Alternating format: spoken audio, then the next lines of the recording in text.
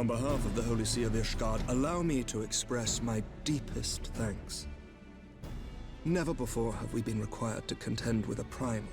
Indeed, there were fears in some quarters that our knights might not be equal to the task. From what we have now learned of these beings, I can say with certainty that we would have lost a great many men had the Scions not intervened. Then the argument for preemptive action should be self-evident. Perchance now you will reconsider my proposal that Ishgard move against Natalan. Ere we first met, a similar proposal was tabled, but the Holy See decreed that we were to observe, and that military action should be taken only in self-defense. All things considered, it was not an unreasonable decision. Since the calamity, 2 vigils have fallen to the Horde, while Garuda has never shown any inclination to storm the gates of judgment. Which is why this unprecedented crisis and its resolution may prompt a change in policy. You who have faced these primals know well the threat they pose. Ishgard did not. Not until now. And there is naught like a brush with death to change a man's outlook. At the very least, this should silence any lingering objections to our arrangement with Revenant's Toll. The Holy See may even feel moved to grant us its formal endorsement. So far as it is possible, the Scions shall be compensated for their service. We should be grateful for any aid you can provide. As a gesture of good faith, I shall withdraw my previous request. Your people are doubtless needed elsewhere. That will not be necessary. We, too, have a vested interest in watching Dravania's movements. I see. Once more, I must thank you. Sir Emmerich, if I may, do you truly believe that Midgardsormr could return?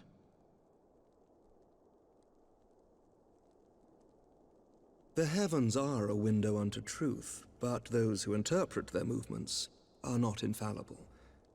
I requested your involvement as a precautionary measure. But of course, you sought an excuse to compensate us from the first, mindful of what would happen if Revenant's Toll were taken by your enemies. Ishgard is not wont to aid its neighbors, but that does not preclude it from manipulating them to serve its own interests. Choose your next words carefully.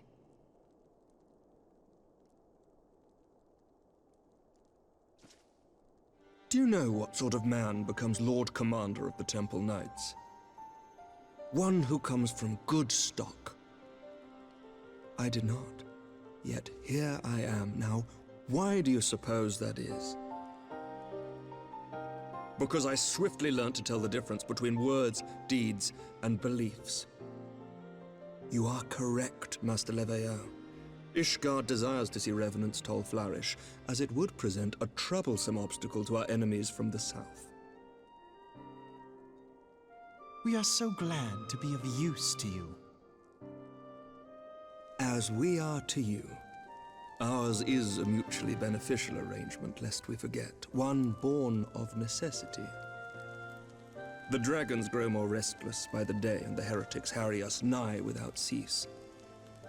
We have contended with such troubles for centuries, but there are limits to even our endurance. Yet as a pauper is loath to part with his meager possessions, the leaders of Ishgard are not wont to render up their trust to outsiders. But with perseverance on our part, they may yet be made to see the light. Nevertheless, one must take care when walking the road less traveled. Wise words, Sir Emmerich. I shall make a point to remember them. I must apologize for my earlier outburst. I hope it will not sour our good relations. Not at all. You but spoke from the heart. I trust you understand that at times my duties may prevent me from meeting with you. On such occasions, my second-in-command will speak for me.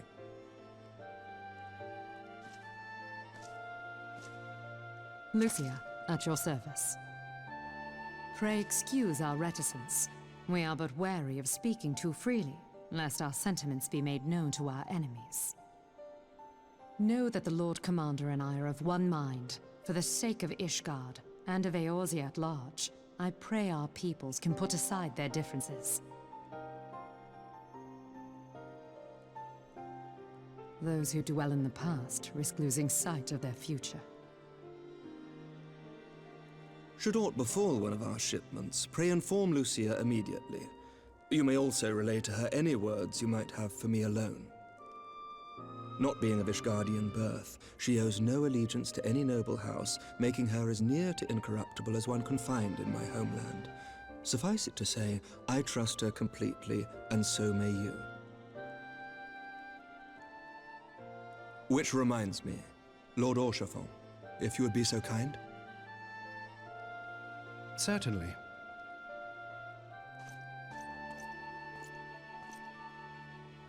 In times such as these, trust is ever in short supply. Mayhap this will go some way to rectify the problem. The results of our investigation into the heretics' recent attacks, as well as our interrogation of the merchant you detained. Sir Emmerich, I cannot thank you enough. Think nothing of it. Ishgard may be many things, but it is no friend to Garlemald. Did I not tell you to have faith, my friend?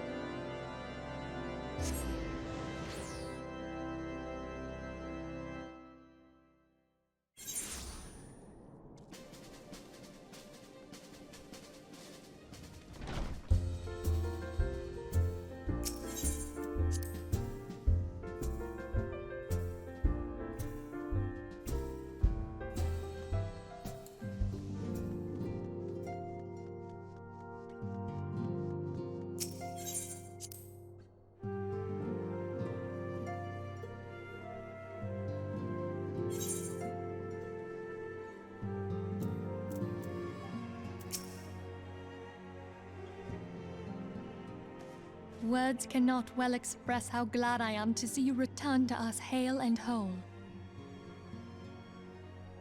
Needless to say, I am most eager to hear your account of that which occurred in Kurthis, assuming you're ready to speak of it. Excellent. I shall summon the others at once.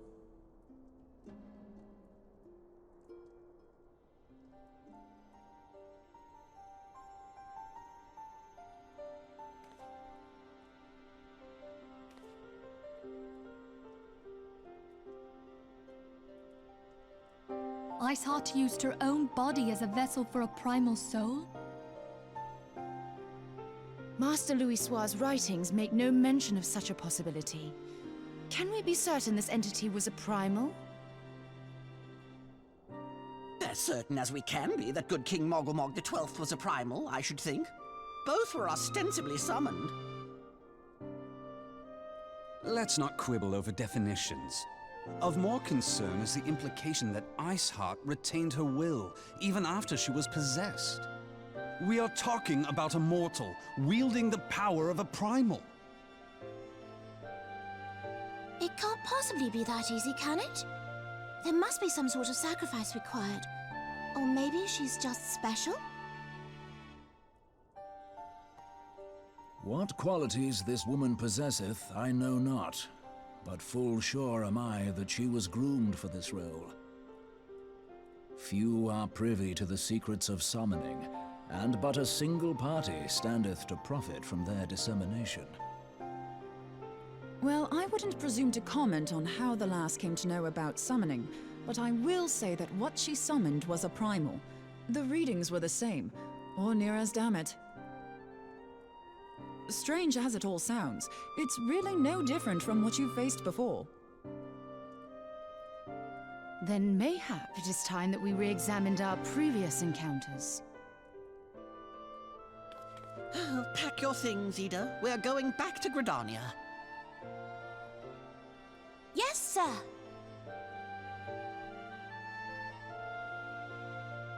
About Iceheart's final words to you. Hear, feel, think. Hydaelyn speaks to her as well. If Iceheart is blessed with the power of the Echo, she will doubtless have used it to further her goals. Or could it be that it was a revelation granted her by the Echo which first set her on this path? She did say that the Ishgardians were blind to the truth. Do you think she has knowledge of the origins of the Ishgardian-Dravanian War? It would do much to explain her unwavering conviction. Did not the Lady Iceheart implore thee to seek the Keeper of the Lake?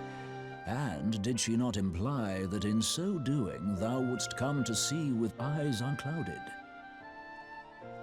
Midgard-Zoma was a king amongst kings who reigned for centuries on end. But he is dead and his wisdom lost to the ages. Unless the Ishgardians' fears are well-founded. It would seem we have yet another reason to stand watch over the Keeper of the Lake. For a mercy, we are well positioned to do so. Iceheart, Shiva, Ascians, and Midgard-Zoma. I shudder to think how they're all connected.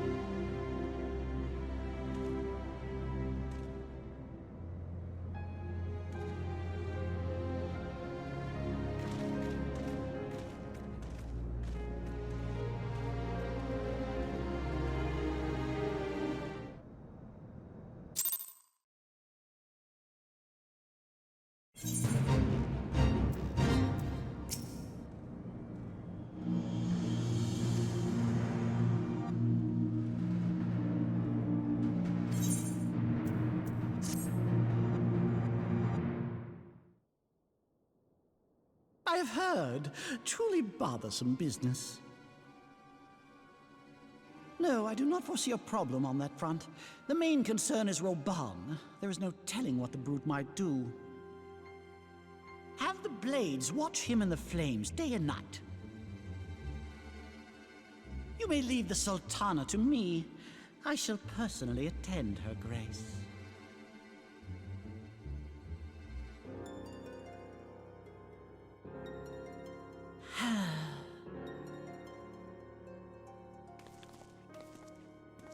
Sever one of the East Aldenard trade routes. That ought to keep Lolorito occupied for a while.